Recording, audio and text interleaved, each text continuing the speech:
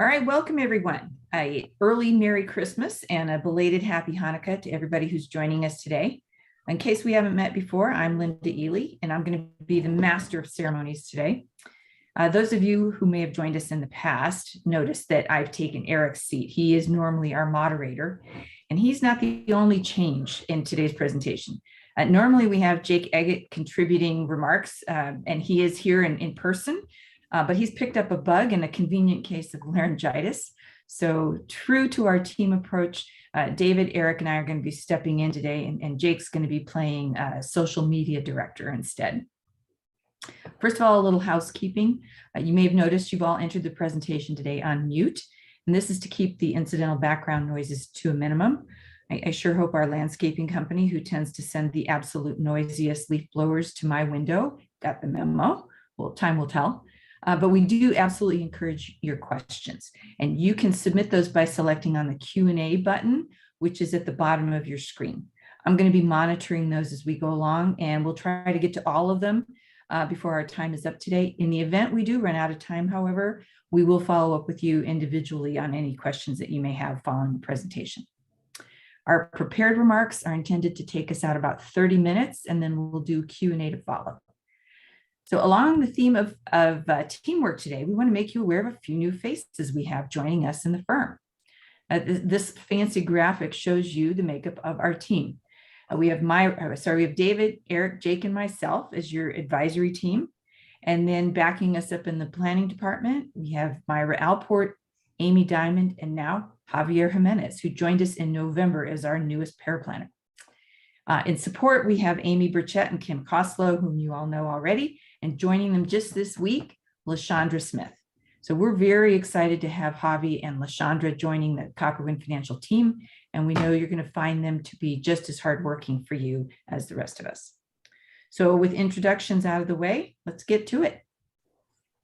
In today's agenda, we're going to cover our typical economic update.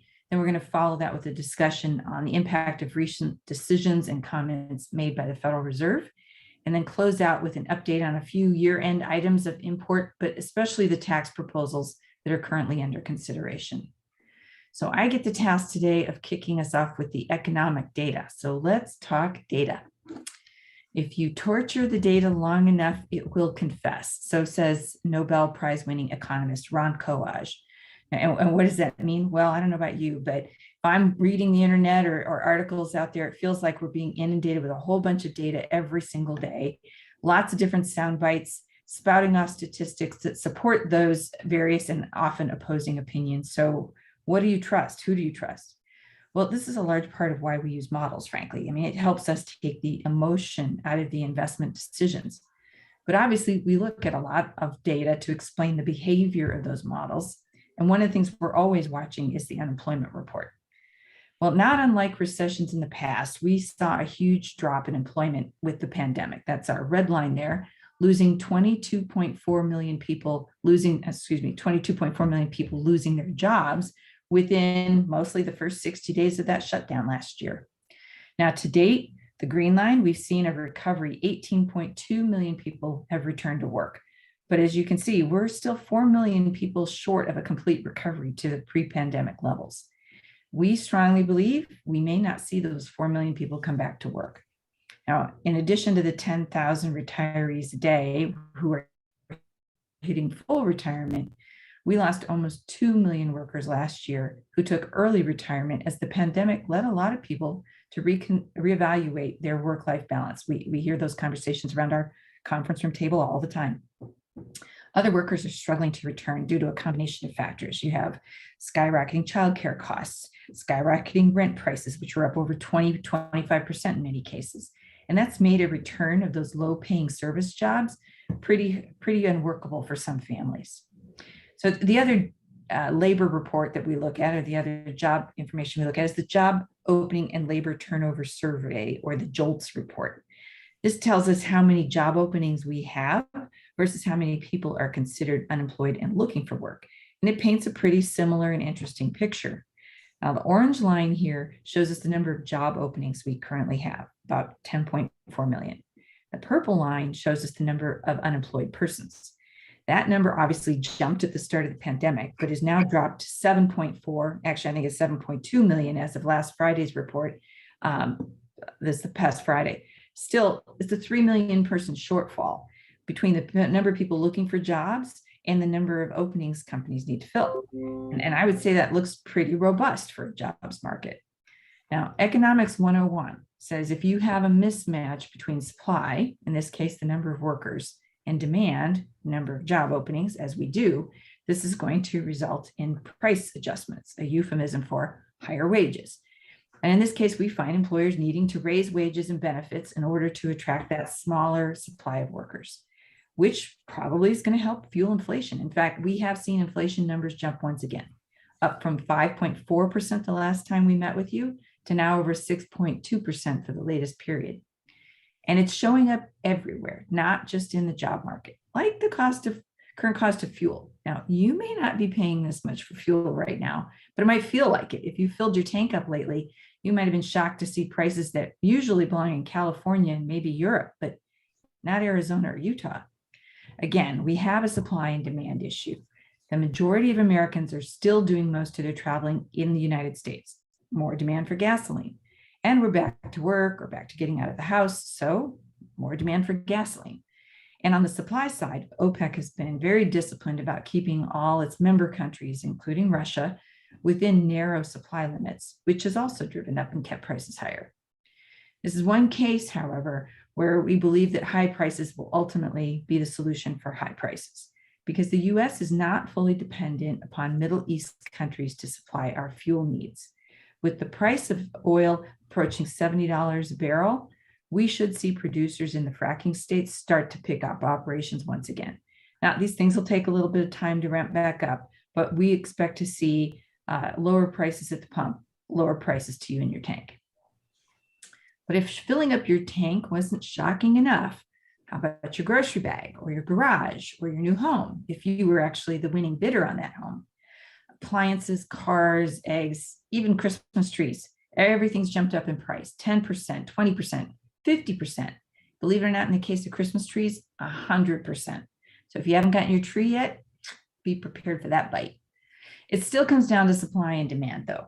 And much of this can actually be explained when you look at the supply chain disruptions that are continuing to plague us. Now, if you remember our market commentary from a few months ago, we started to highlight this supply chain crisis. At the time, we were talking about 97 ships being parked off the California coast waiting to be unloaded, when normal business operations is around 17, so big difference. Well, this week, the chiefs in the LA port were very pleased to announce they've seen a 26% decline in the amount of cargo left on the docks for more than 9 days. In their book, they're seeing things improve. However, the fact that the docks have cleared a little bit more may have come at the cost of parking more ships at sea, because the number of ships docked off the California coast is no longer 97, it's 179. And that is not going in the right direction. So much of this we still think is transitory. And remember the example we gave this summer of lumber prices. They'd spiked from $400 per 1,000 board feet up to over $1,600, and then rapidly decelerated by 50% in the next 6 months. Now, once those ships are unloaded and the Christmas shopping is in the rearview mirror, what do you think is going to happen with all this inventory of stuff about to arrive? Some of it's still going to be needed, right? There's still trusses that are sitting out there people ordered 6 months ago, or appliances, and those are still going to be delivered. But how much you want to bet we're going to see some big after Christmas sales now? Well, maybe.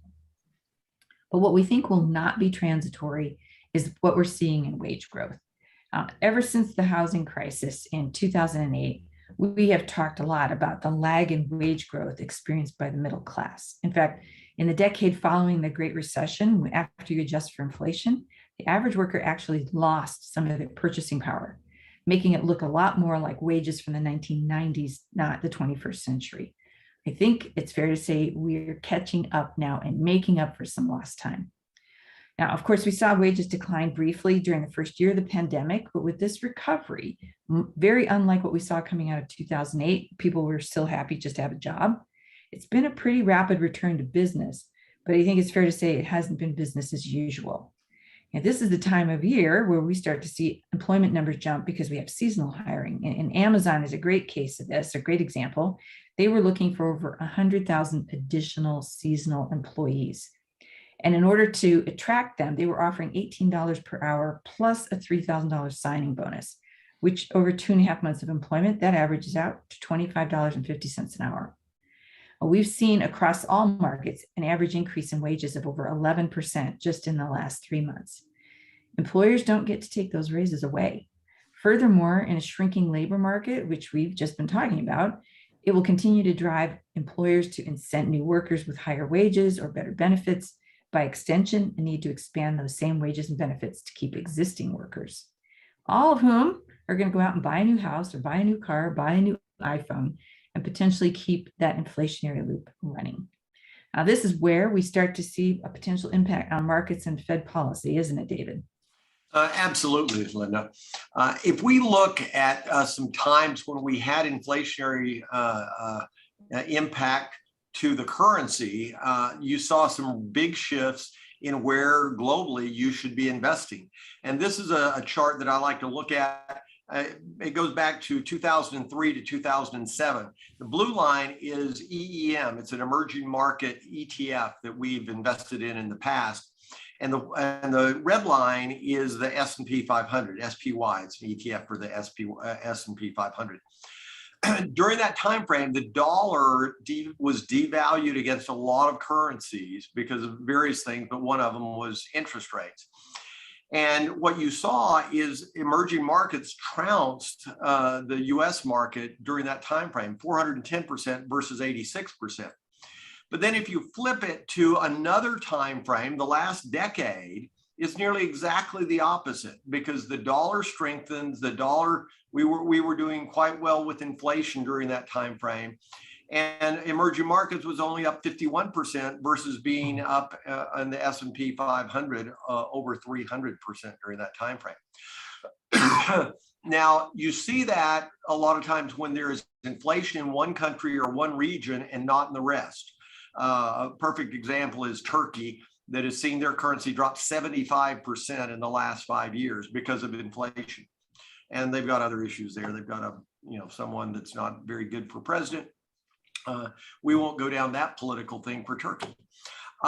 But when you look at that, that may have some impact going forward. And we'll talk about the Fed and their impact on the markets and on the economy, and talk a little bit about why they're doing what they're doing, and what the implications to the market is.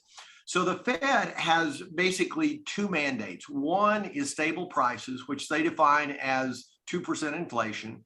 The other is full employment. And as Linda so eloquently pointed out, full employment is really just about here, if not here. I cannot remember a time in my adult life that it is better. You've had a better opportunity to find a job than right now. We've had, even pre-pandemic, I think the job market right now is clearly better than pre-pandemic, even though we still have a little bit higher unemployment rate. So the Fed, when they look at it, they're looking and saying, okay, we're above ourselves on inflation, and the way they control those things has typically been in interest rates, and this is the Fed funds rate, sort of the what banks trade money or lend money to each other at. And pre-Great Recession back in 2008, it was over 5%. That's back when you could get money market at 5%. And then when the recession came, they dropped it dramatically to stimulate demand, and they kept it that way for about 7 years. And then, let it climb for a couple of years, but very slowly. And then what they did is, in the pandemic, they just dropped it to zero and have kept it at zero ever since. The thing that has helped, people, borrowing money, corporations borrowing money. But the real impact that they had is on their balance sheet. And I'll walk you through that. This is the Fed's current balance sheet. It says 8.5 trillion, but it's like 8.65 trillion now. It's started in billions, and now it's in trillions, and it'll probably get even more than that.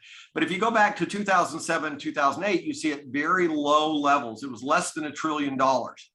And when the Great Recession came, they started printing money and buying bonds to push mortgage rates down to stimulate real estate, which had imploded at the time.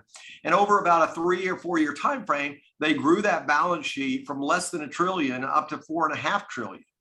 And they did it by printing money out of thin air and then buying bonds and mortgage-backed securities. They had stopped that before the pandemic, but came back with a vengeance right after the pandemic started. And what took them 3 or 4 years to do, they did in a few months, and are continuing to do that. That's how they've grown it to the 8.65 trillion. Now, why is the balance sheet important for the Fed?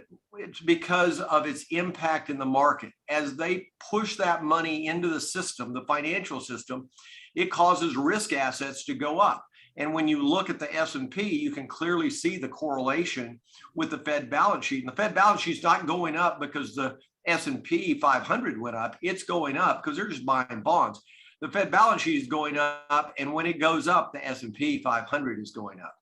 So the question is, what happens when they take, as they said, the punch bowl away? And so let me give you a definition of tapering, because you hear it all the time in the news.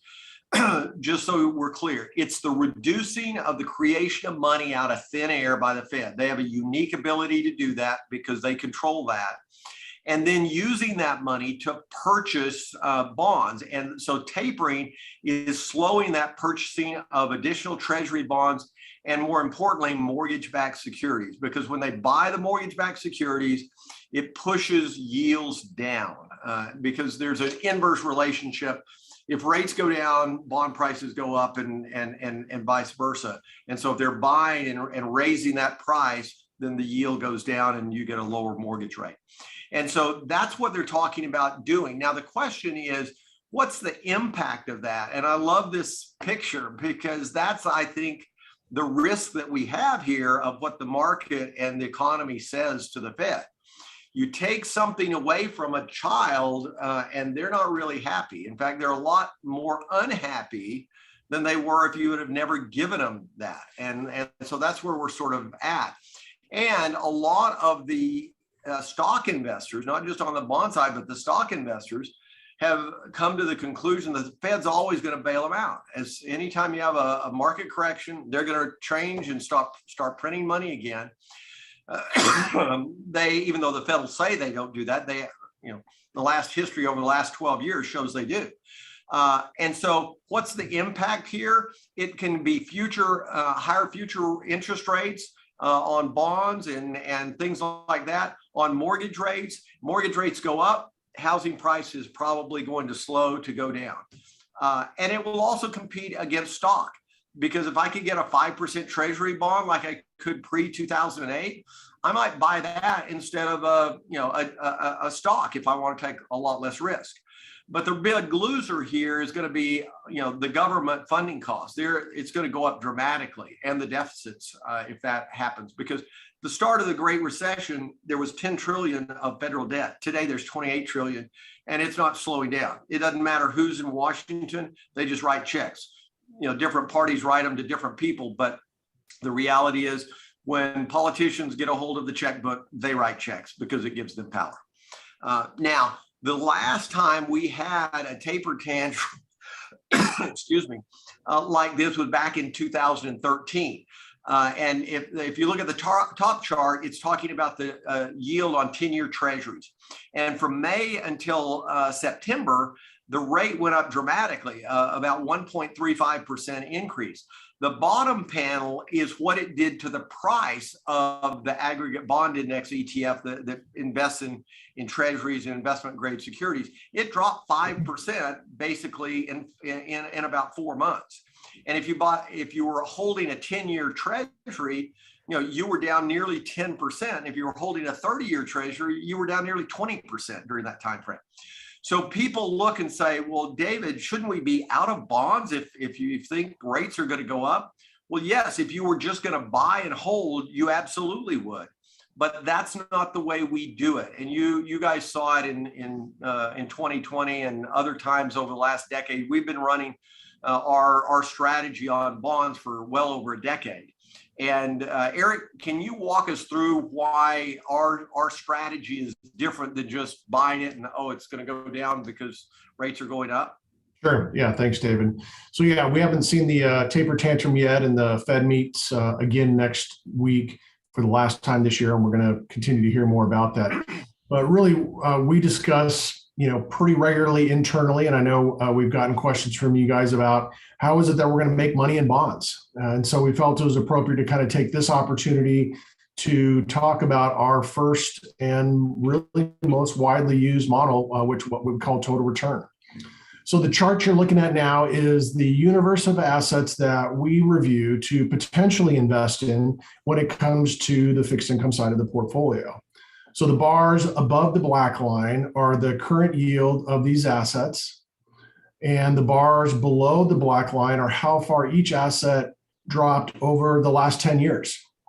So with interest rates so low, the traditional safe investments on the left-hand side really aren't yielding much at all, and we don't see a lot of opportunity in this area. Now, you could buy and hold the risky assets on the right-hand side, as David was talking about, but you're going to need to weather some pretty large drops just to pick up that yield. So we take a look at kind of a subset of these assets and invest in the higher yielding assets, but do so with active management so that we can try to avoid some of these declines. So the next slide is a great example of how the model actually works. So the graph shows high yield bonds. So it's one asset, and this is during all of 2020. So this is an area, high yield, that we typically invest a lot in the total return bond portfolio. So the model's built around being invested when the asset classes are trending sideways or going up. And then once a downtrend starts to develop, our model triggers a sell and we'll move to cash. So the red arrows are examples of when we sold out in 2020, and the green arrows are examples of when we bought back in. So there's some pros and cons to the model, and the graph shows the good and the bad. So represented by these two areas, we went and sold to cash, and then the trend resumed going back up, and we had to get back in at higher prices. So this is, as David says, the cost of insurance, and there have been a few whipsaws. Other times we sell and the trend continues to go down, and in this example goes down a lot. So it becomes a real opportunity for us to step aside and then buy in at a lower price. So in this example, high yield last year dropped over 20% in price. And if you go all the way back to 2008, it dropped over 50%. So the buy and hold strategy definitely does not work. And that is why we do active management in this strategy. Now, the model's not predictive. We say we don't have a crystal ball. It's definitely trend following. So we don't get out at the top. We don't get in at the bottom. That's not the point. But we do actively manage it. Now, 2021, this year, hasn't produced huge returns from a total return model standpoint. But compared to the aggregate bond index, which is down 1.5% year to date, we're up anywhere from 2.5% to 3%. So the next slide, I know if Jake was healthy right now, he would be the one that would want to talk about this because it's such a great graph and a great illustration of the value of our total return model. So the graph shows the risk and return of the various asset classes over the last 5 years compared to our total return portfolio. So risk is represented on the bottom, left to right on the horizontal axis, and return is represented on the left vertical axis. So this is the aggregate bond index. It's a well-known bond benchmark and represents a broad basket of pretty high quality bonds. Now, the ETFs in this box are some of the asset classes that we do invest in, like high yield, preferred stocks, floating rates, as we've discussed. And then the triangle represents the return on our total return portfolio. So as you can see, our total return portfolio has better returns than the aggregate bond index, while taking way more risk, while we have similar returns in the asset classes with a lot less risk. So this is really the real value of the model.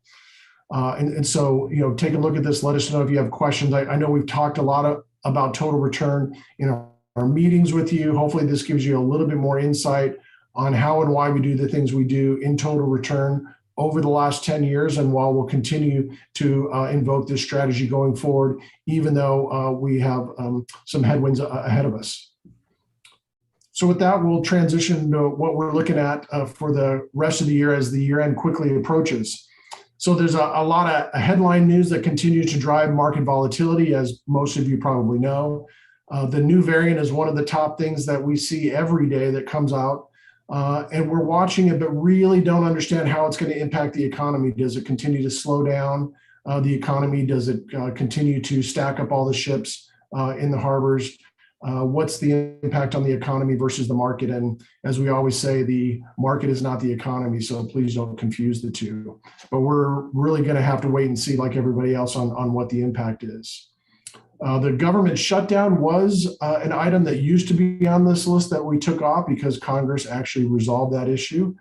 We're always watching the debt ceiling debate, but even recent news this morning talks about Congress is pretty close to reconciling this issue. If they didn't resolve this issue, the repercussions are far-reaching, and we probably don't even understand the implications of not increasing the debt ceiling. So while we watch this issue, we hope that it will be resolved here rather soon. So we come to the biggest and most pressing issue that we continue to watch. We talked about it in the last seminar. I know we've had a lot of lengthy discussions with you. It's called the Build Back Better Act, otherwise known as how much are my taxes going to go up? So when this debate first started and the Biden administration put forth a $3.5 trillion package that they wanted to pay for, it included a long list of tax changes. So some of the big ones that we were concerned about, along with you, were the potential of the long-term capital gains tax increasing. That's no longer on the table. The limits of IRAs and Roths, as well as the reduction in the estate tax exemption. So all those things are off the table now, which is great. The issue is Kristen Sinema, the senator from Arizona, continues to say that these things should be discussed after Christmas. I would say on the last webcast, I would have bet a nickel that all of this would have been resolved. They would have passed an act, and we would be hurriedly working with all of you on how to adjust your financial plans with all the new tax laws. So it's a bit astounding that we're almost to the end of the year and it still hasn't been resolved. Given that the bill is now well south of $2 trillion, and to David's point, we talk trillions versus billions, and it's so hard to wrap our head around how big of a number that really is, but less than 2 trillion is a good thing. The government really doesn't need as much money to pay for a smaller spending package, and so they took a lot of the tax changes off the table. So as you see on the left-hand side here, the few ones that are still in. On the positive side is the SALT tax deduction. They're talking about increasing from currently 10,000 up to 80,000. So that could definitely be a benefit. A few that concern us are the prohibition of backdoor Roth conversion starting next year. I know we worked with a lot of you, especially this time of year, in making those things happen. And so with them taking those away, we're going to have to continue to look at how to adjust your portfolio, how to adjust your financial plan, and also prohibiting any Roth conversions long-term in 2031. Some other changes that will probably impact all of us from an investor standpoint indirectly is the new 15% corporate minimum tax, if that goes through, as well as a 1% tax on all stock buybacks. So for public companies, will definitely impact their corporate earnings. That'll reflect in their earnings per share. That'll possibly impact the price of the stock. So we're going to have to watch that from an investment standpoint. So the Democratic administration that's currently in office is going to need to finalize and pass this to implement this well before the midterm elections, which are coming up next year. And that window is quickly closing. So we'll continue to keep an eye on all of these things as they come to fruition and how they're going to impact your financial future. And we'll work with each one of you as the situation presents itself. So with that, I'll turn it back to Linda. I know we've gotten a couple of questions that have come through. Maybe we can go through and answer.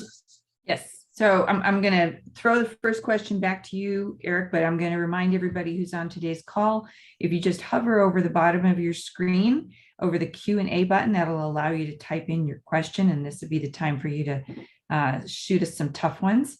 Eric, one of the first questions that has come up is as you alluded to, we have recess coming up right now for our government, and we have this big vote potentially hanging out there. is there really going to be any motivation or drive to try and get something passed during an election year when it could be pretty controversial? Yeah, that's a great question. And I think that's why we thought it was going to get passed this year, is because no one gets reelected in a election year by saying that they raise taxes. And so I would have thought that the Democratic Party would have packaged this up, done the negotiations, finalized a number, and passed it in 2021. So at least it puts a little bit in their rearview mirror. And so I think once you get into 2022, I think the likelihood of anything gets passed starts getting smaller and smaller. And so whether or not they're doing it before the holiday recess, but yeah, the clock's ticking, and the longer they take, and then you get into elections, we talk about a 50-50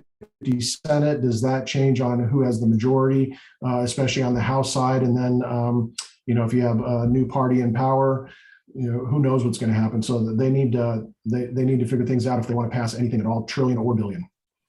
Okay. Next question for you, David. So we talked about the fact that in an inflationary environment, which we think we have, and Janet Yellen maybe thinks we don't, bonds, the way we do them, would be acceptable. What else would work in an inflationary environment?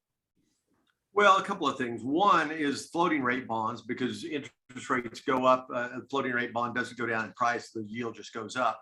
But the other things, historically, stock, as long as we don't get to really high interest rates like we had in the 70s and early 80s, corporations will make more money, and stocks tend to follow that.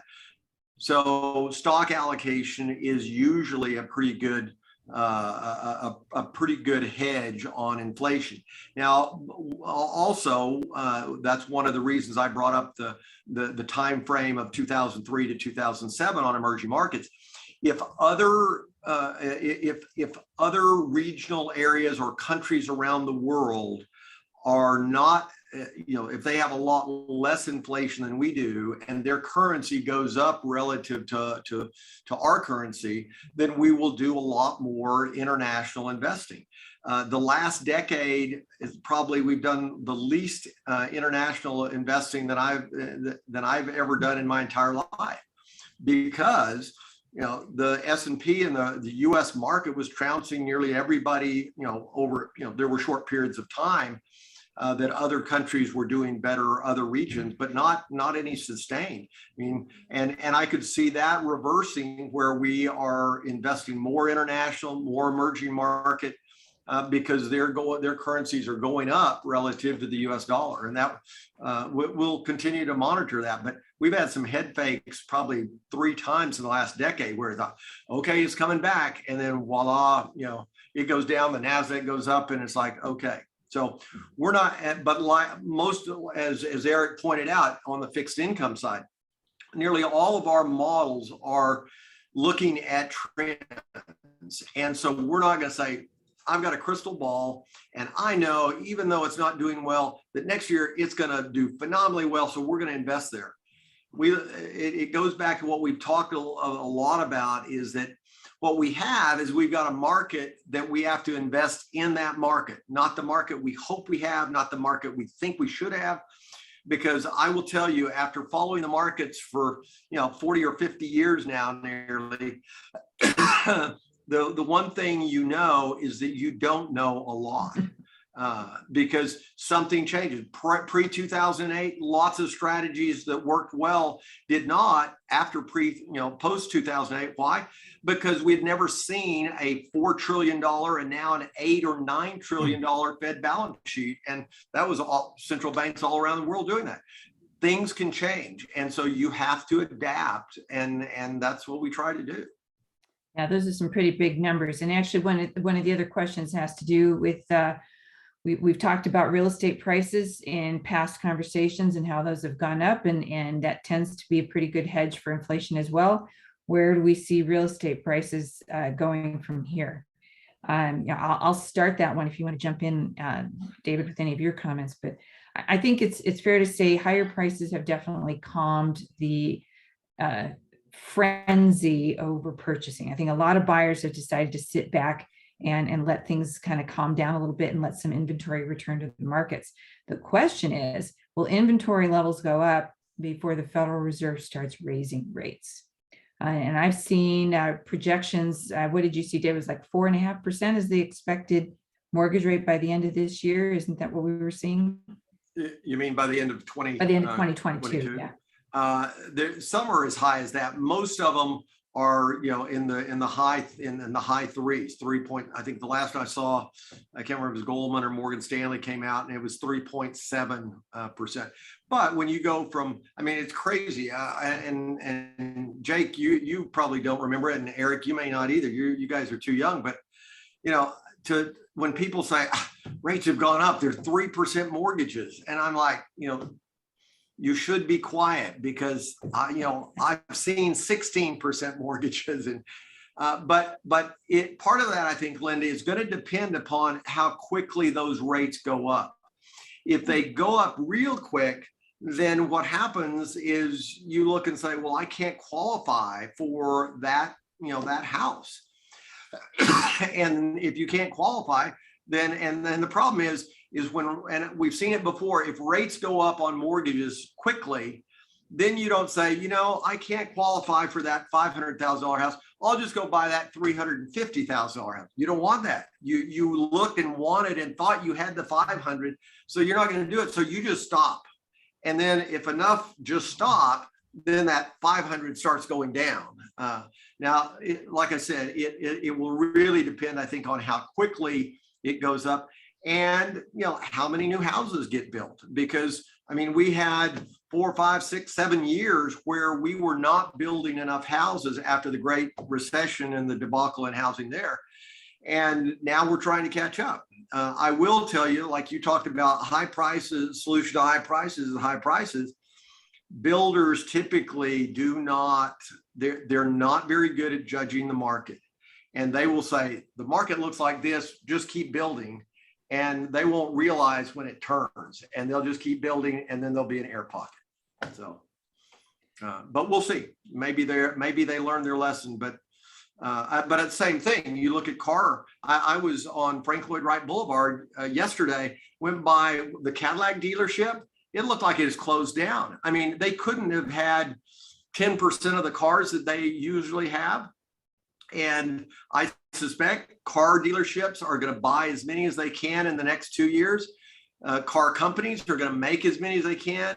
And then they're going to say, oh, crap, we've got too much inventory. And just like you were talking about the ships unloading everything and having excess inventory, I think there's several industries that are going to have that issue. And it may be housing, but we'll see. Yeah, I agree. On a procedural question, so Eric, you had talked about the potential loss of the backdoor Roth, which I know we can't do for everyone, but we do have a question if we could explain some of our jargon. So let's tell everybody what a backdoor Roth is and how that transaction occurs. That's for you, Eric. Okay, so from a financial planning standpoint, right, there's a number of different strategies that we work with clients depending on your particular situation. Going to be income, how you're saving, and so from a backdoor Roth, we have clients who are able to make non-deductible contributions to an IRA account and convert that. So the difference between, even to back up a little bit further, the difference between contributing to an IRA account and a Roth account is Roth account contributions are after tax. Roth accounts also have no required minimum distribution requirements. And so right now, I know we've talked to a lot of you about your required minimum distribution on your IRA accounts, right? The 401ks that you rolled over after you retired. Roth accounts don't have that RMD requirement. So this was put in place and became pretty popular over the last decade or so. And so there has been a big movement in being able to try to either move individuals from their IRA accounts to Roth accounts, paying the taxes now, and being able to avoid the long-term required minimum distribution. And we've worked with a lot of you on trying to understand how much you should be contributing to IRAs versus Roths. And so, there's a lot of tax consideration on what your tax rate is today. in your current environment, what we think tax rates are going to be in the future, and whether you're going to be paying higher tax rates in the future, and if so, it might be easier to contribute to a Roth, make those tax payments today. And so backdoor Roth contributions are kind of a loophole within the tax code, and so we take advantage of making those contributions to IRAs and moving them to Roth accounts. And so that's done on an annual basis. But again, the administration looking at how they could potentially pay for and close some of the loopholes within the tax code. This is one of the things that they're considering removing from the current IRS code. So we don't get the American Families Act, or the Build Back Better Act. We end up with none of this happening in place. So, right. And the main thing on a backdoor Roth is for you to do it, or you or your spouse, whoever we're doing it for needs to not have a balance or any significant balance in an IRA already. If you've already got IRAs out there, it's not a strategy that's going to work generally. Right. So it's not for everyone, and that's why we. So, and I think that wraps up our Q&A for today. We're done a little bit early. So I think we're going to, from David, Eric, Jake, and myself, and all the rest of the team here at Copperwynd, we want to wish everybody a very happy holiday season. And with that, it's a wrap. Thank you, everybody.